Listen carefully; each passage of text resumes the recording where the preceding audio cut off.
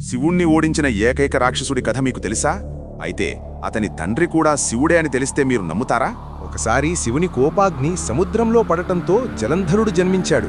సముద్రుడు ఇతడిని తన సొంత కొడుకులా పెంచాడు. పెరిగి పెద్దయ్యాక జలంధరుడు ఎంతటి బలవంతుడయ్యాడంటే ఇంద్రుణ్ణి కూడా ఓడించి ముల్లోకాలను తన గుప్పిట్లోకి తెచ్చుకున్నాడు. చివరికి అహంకారంతో తన తండ్రి అయిన శివుడినే యుద్ధానికి పిలిచాడు.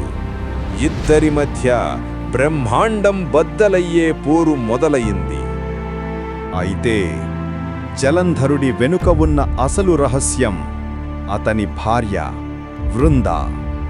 ఆమె పతివ్రతాధర్మం వల్ల జలంధరుడిని ఎవరూ చంపలేకపోయారు.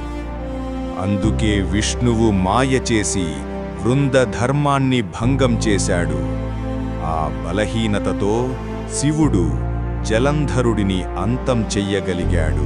ఆ వృందయే తరువాత తులసి మొక్కగా మారింది. అందుకే శివుడికి తులసి అంటే పడదు. పూర్తి కథ కోసం ఇప్పుడే సబ్స్క్రైబ్ చేయండి.